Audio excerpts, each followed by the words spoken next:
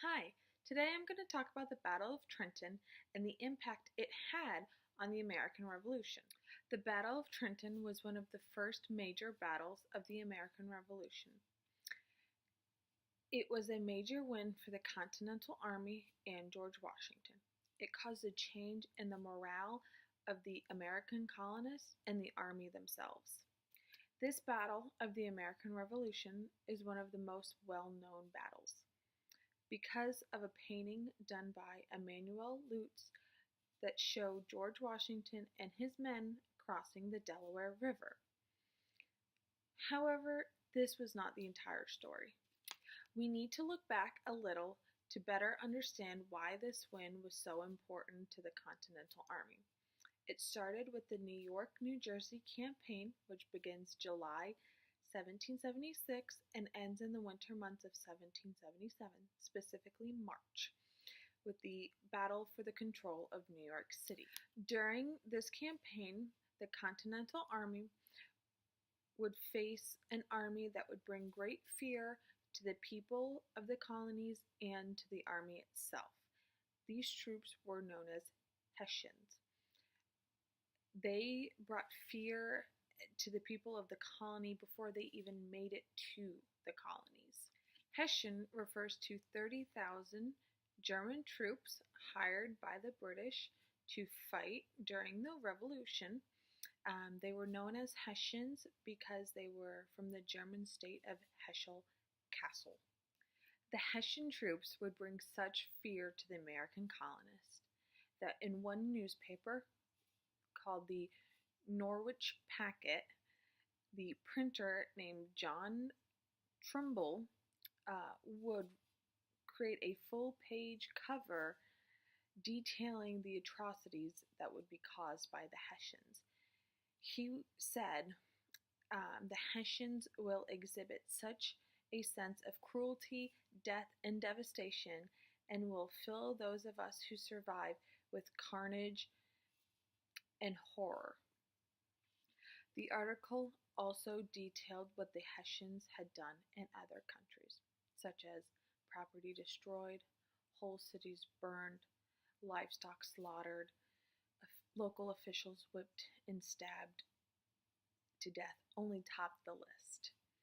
It didn't matter if any of this was true or not. The propaganda was working, and the American colonists were afraid. Washington, however, had an idea of how to deal with the Hessian troops. He wanted to bring in German troops to fight the Hessian troops. He wanted to see if he could get Hessian troops to desert the cause.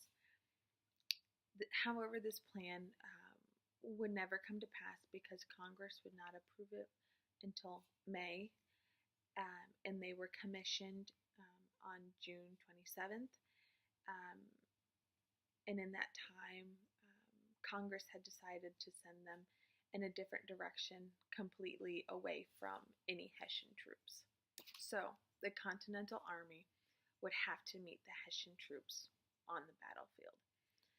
And the fear of the Hessians had grown through the colonists like wildfire. This fear had created a low morale and a sense that this was a losing war from the beginning. However, that would all change after the Battle of Trenton.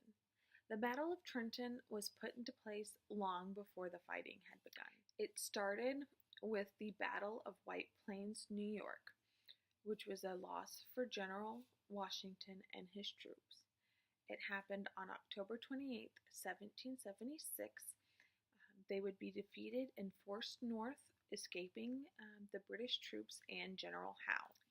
The armies would meet again at Fort Washington. This again would be a win for the British Army.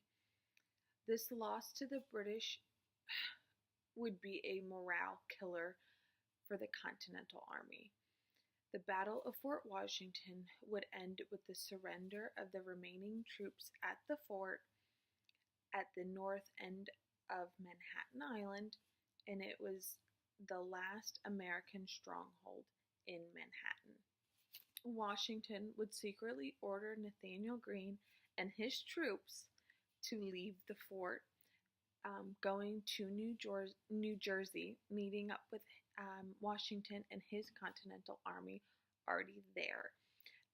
This would grow Washington and his troops from about 1,200 to 3,000 men. After the Battle of Fort Washington, most of the men would be in New Jersey. This would begin the Battle of Trenton. At this point in the war, morale was low and fear of Hessians was very high. Many of the American people had felt that fear of the Hessian troops. One newspaper even wrote that the Hessians had been seen hanging up women by the heels with their throats and mouths cut from ear to ear. This fear of the Hessians was going into the troops' morale as well. This fear of the Hessian troops had even been leaked to the Hessians. It was known that morale was low and that Hessian fear was high. The Hessian troops felt secure in Trenton, and George Washington had a plan. George Washington was known for his spies, and this battle would be no different. George Washington had a spy named John Honeyman.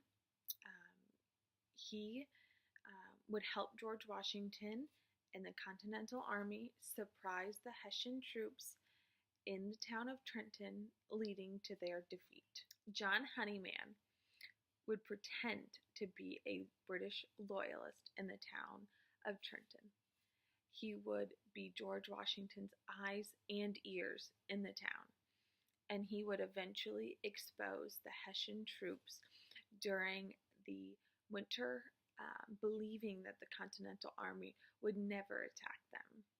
Honeyman would be captured by George Washington's Continental Army, and he would relay information about the Hessians' strength, location, morale, and even their security arrangements. However, this would not end John Honeyman's part in the Battle of Trenton. He would help Washington again.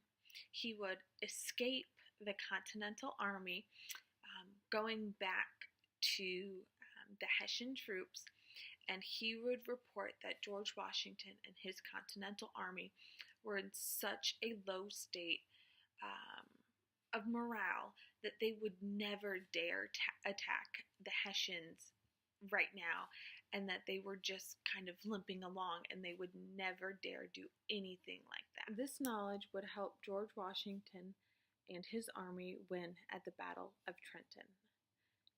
Washington and 2,400 troops would cross the Delaware River Christmas night, the dead of winter, into New Jersey.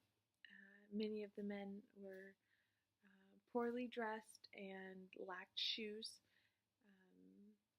This would just show how determined many of these men were in the convictions they had in the fight for freedom. However, in the town of Trenton, the Hessian troops and the British troops would ignore command to build defensive walls, would ignore letters stating that the Continental Army was coming, and they would be left defenseless when the American army came to attack. Washington would have the most of the Continental Army, along with Sullivan, Greene, and Mercer. They would surround the town of Trenton and attack before the Hessians and the British troops really knew what were going on. The British 16th Light Dragoon, which was there, would flee and not engage the Americans. However, the Hessians would try to form in town, but it would be useless. 20 Hessians would be killed,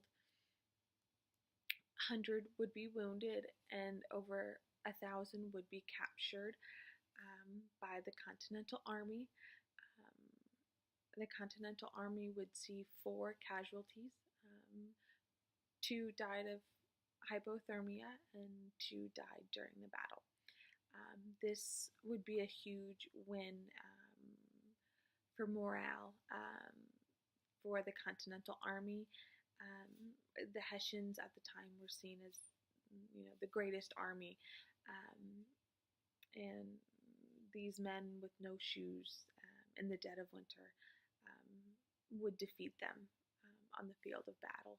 This win over the Hessian troops would give the Americans the boost and confidence that they needed to continue to fight the American Revolution. This battle would be the first major win for the Continental Army and would change the way that the American people saw the enemy, helping them to win the war.